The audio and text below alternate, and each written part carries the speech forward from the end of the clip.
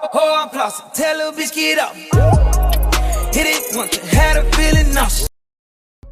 Back to the channel, guys. It is JJ Buckets. Happy to have you here, and I cannot tell you how excited I am for today's video, because as long as I've been a Raptors fan, I've been dreaming of a time where I could discuss the Toronto Raptors in the NBA Finals, and it is finally here. We got a series preview today for the Toronto Raptors going up against the Golden State Warriors. We got, the big underdogs taking on the dynasty, and we get to talk whether or not there's a chance that they could pull off the upset. Now, the Raptors were 2-0 in the regular season against the Golden State Warriors, but both those meetings were kind of interesting in a way, because in the first matchup, Golden State was shorthanded where the Raptors took it. Then another one, the Raptors were actually shorthanded without Kawhi, but they blew them out, which was interesting. But nonetheless, neither of those two, my point here being is that neither of those two matchups fully reflect how this series could look. So I would say disregard them for the most part. Plus, it's regular season matchups. We all know that come the playoffs, they don't really mean that much. I mean, hey, the Raps just knocked off the Bucks, and the Bucks handled the Raps more in the regular season. So, that's really the point there. Now, let's talk about the Raptors' biggest strengths in this, matchup with the Warriors. Of course, if we're talking biggest strengths with the Raptors, you got to start plain and simple here. You got to start with the man himself, Kawhi Leonard. Now, Kawhi Leonard, it's what can you even say about the guy at this point? He has been absolutely phenomenal in every way imaginable. He has had probably one of the best postseason runs for a player in a while. I mean, obviously, we saw LeBron have a phenomenal one, just a year ago. But Kawhi still, it just feels special, we know the numbers, but I'm going to throw them out there anyways. He's averaging 31.2 points per game, 8.8 rebounds a game, 3.8 assists a game. So, pretty much 31, 9, and 4. It's pretty impressive. He's doing it efficiently, above 50% on his field goal percentage. He's scoring 38 from downtown, and he's got it coupled with his just elite defense. And time again, this postseason, Kawhi Leonard he's just really bailed out the Raptors when they've needed it.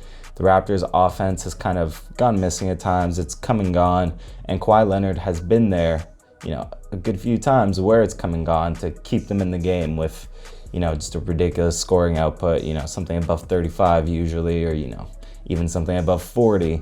The point is, his scoring has been phenomenal for a team that's been needing his offense, and his defense, I mean, it's Kawhi Leonard on a defensive end. You know what he's going to give you. You look back at that last series against Giannis, as soon as Kawhi Leonard, got switched onto Giannis as the primary defender, Giannis was, I don't want to say nullified, but Giannis was definitely slowed down, He wasn't his usual self, and you could just tell that the defense that Kawhi was bringing to him, and obviously he had help. The Raptors did a great job all around playing team defense on Giannis, but Kawhi in particular was just phenomenal there. So we know Kawhi is one of the biggest strengths for this team for sure. He has the highest win shares out of any players in the playoffs this year. And just that really, it speaks for itself. Kawhi is going to be a huge piece to potentially knocking off the Warriors if the Raptors can't pull it off, especially because in some ways, he's been seen as a Warrior stopper. Everybody knows the story of, that big game one where they were blowing out the Warriors before he got knocked out by Zaza. And people kind of overblow it at times, saying that, the Spurs were going to win that series. I don't think they would have, but I think it was still impressive to see what Kawhi was doing against that team.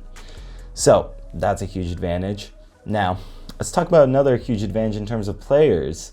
Maybe not necessarily in the one-on-one matchups, but a resurgent Kyle Lowry has emerged for the Toronto Raptors, and I think it is a super welcome sight for all Raptors fans to see Kyle playing this well.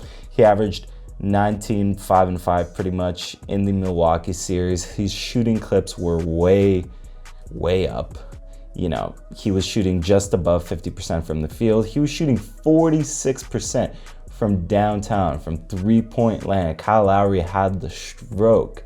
And we all know this Raptors team is just better when Kyle is aggressive, when Kyle is looking for a shot, and when he can provide that kind of just complimentary support to the superstar talents of Kawhi. So I think the fact that Kyle Lowry is finding his game, finding his shot right before the NBA Finals is a huge momentum thing, and it's a huge advantage for the Raptors to have Kyle Lowry playing well right now. Now, we're going to go into the last strength for the Raptors, which I think is their biggest strength going up against the Warriors in the finals. And it's been something I've talked about all postseason run, and it's going to be something I talk about once more because it's just been so consistently fantastic, phenomenal, whatever word you want to use. It's the defense. It is 100% the defense. I said, that the defense was going to have to carry a team that, has its offensive issues at times, and the defense did carry a team that has its offensive issues at times. Now, what I would even argue is Toronto's defense is probably the best that the Warriors have seen during this dynasty run in a matchup. And I really don't think they've faced a bigger defensive challenge than Toronto, because I think Toronto with their defense can really match anything that the Warriors want to do. The starting lineup, we know how solid it is. You have Kyle Lowry, who's a phenomenal defender at the point guard position, and he really has no problem chasing around Steph, what I imagine will be for the series, around that three-point line and keeping up with him. Danny Green, we know he's a great defender. We've already talked about how great Kawhi is. Pascal is so unbelievably athletic and versatile on that defensive end. And Marc Gasol has been the center stopper. He has been just phenomenal. Now, not only that, but you have two guys, potentially even three, but we'll get to that in a second, that can come off the bench, provide fantastic defense as well, with Fred VanVleet and Serge Ibaka. They both play really great defense. It's a phenomenal defensive unit. We know this. You got two former defensive player of the years on there with Kawhi and Gasol. And like I said, what I really love about this is they can match up with the Warriors small if the Warriors want to go with their Hampton 5 lineup, whatever they want to call it. And, they can bring Fred off the bench, play Ibaka at the 5 or even play Pascal at the 5 and, just run around with them. Or they can match up big, if the Warriors were to get, DeMarcus Cousins back at some point in the series, and we'll get to that later. They can boast Marc Gasol, they can boast Pascal, they can boast Serge Ibaka up there, and they can match up just against anything the Warriors want to throw out there. And I think that's really going to be a challenge to the Warriors, and I think that's going to be such a huge strength for this Toronto team that whatever the Warriors give them, they can counter it. They can absolutely counter it. Now, we've touched upon it a little bit, but this series feels like it has a lot of what if / pretty much injury returns that can just change the way things go. The big one, of course, is how long is Kevin Durant going to be out? This is huge. Right now, we know he's going to be out for game 1 for sure, and frankly, it's kind of looking like he will only be out for game 1. But if Durant were to miss added time, that could be a big swing in the Raptors' favor. Now, yes, I know the Warriors are 32-1 with Steph and no KD or whatever the stat is at this point, but against, a Raptors team this good, no KD could matter a lot, because let's be real, those 32-1, a lot of those wins are picked up in the regular season when Kevin Durant's not playing. This is the playoffs. This is, the NBA Finals, and this is a Raptors team that is hungry for a championship and is very well built to play with you. Not having, one of the best players, if not the best player on the planet right now in Kevin Durant, it matters. It matters a lot, especially when the Raptors have a chance to get the jump on the Warriors that have been well rested. It matters. Now, I understand that, they're going to come in all healed up. They're going to come in feeling all great and fresh. They're also going to come in out of practice, out of that playoff intensity, because they've been sitting for a while, whereas the Raptors are still relatively fresh off that Milwaukee series. So I'm going to say it one more time. No Kevin Durant early in this series could matter a lot, especially with the Raptors having home court. Now, another injury return that we could have is DeMarcus Cousins. But the question of Cousins returning is it really that relevant? Now, the Warriors could be going small a lot of the time here anyways, so Cousins' return could matter very little. I wouldn't expect him to get huge minutes when he's back anyways. And we've already touched upon it, but I'll say it again. Even if he's back, the Raptors can match up with the Warriors going big with relative ease. Now, another and the last return we're going to talk about here is OG Anunoby should be back for the Raptors at some point this series. Now, the Raptors bench has come and gone, and getting a piece like OG Anunoby back would be huge in terms of getting the extra little bit of scoring punch or getting his great defense. So his return could matter a lot for the Raptors. It should happen about midway through the series, and it'll be interesting to see where the series is at, because at that point we'll know whether or not it pays huge dividends. You know, if the Raptors are down big, it could be too little too late. Or if it's a close series, he could be back just at the right time. Now, let's quickly go into X factors. And I think there's 3 big X factors for the Raptors in this series. And we'll start with Danny Green's shooting has got to be better. We know that. We know it. If you've been watching the Raptors, you know it. His defense is still phenomenal. He's reliable on that end. You know what he's going to give you.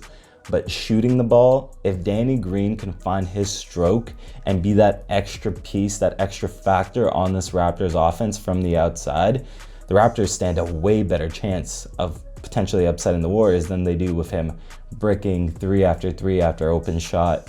You get the idea. Now, speaking of outside help coming in, another big X factor for the Raptors here, it's the bench production. Now, we just came off a series where the bench was very good. It was very good against the Milwaukee Bucks. You know, the role players were stepping up. Fred VanVleet was scorching the planet with his shot. Serge provided excellent energy off the bench. And we've talked about the fact that we could get OG back at some point during the series, which would be another huge addition for the Raptors rotation and for keeping their starters rested, while also knowing that the bench is still going to give you something. But we also saw a series like the Sixers one where the Raptors bench and the Raptors role players just were nowhere to be found. So it really is a huge thing here. Which bench unit shows up? Is it the one that played a big factor in taking 4 against the Bucks? Or is it the one that drew out the series against the Sixers 2-7 games because of their unreliability? Now, the last X factor that I'm going to talk about here really quickly is kind of an intangible thing. And it's a little cliched, but I'm going to say it anyways. The Raptors should be the hungrier team of the two. Again, I know that's cliche, but this title would mean so much more to Toronto, so much more to some of the veterans on the Raptors like Kyle Lowry that have been doing it for a while and have finally gotten here, to a guy like Marc Gasol that came over from Memphis and now has a chance for an NBA championship. Even for a guy like Kawhi, that it's his first year away from the Spurs. He's in the NBA Finals and he's playing like he has something to prove. And the Warriors, they've been there, they've done that.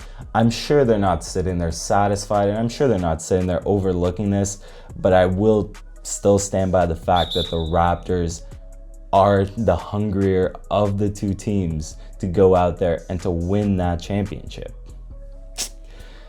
Take that for what you will as an X factor, but I think it matters.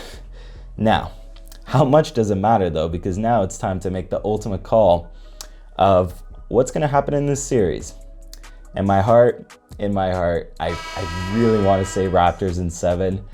I want to see this team get a championship. I want to see the city get a championship. But there's a but coming here, and the but is I still think the Warriors are going to take it, as much as it hurts me to say. I originally, when I dropped my bracket for the playoffs before it started, I originally had the Warriors winning in 5. I don't think it'll be that quick of a series anymore. I do think it's going to be Warriors in 6 though. I think that's the series, and I think ultimately the star power and just the loaded roster of the Warriors is too much for the Raptors. If you guys like the content, let me know. Drop a like below, subscribe to the channel. Other than that, guys, it's been JJ Buckets, and I am out.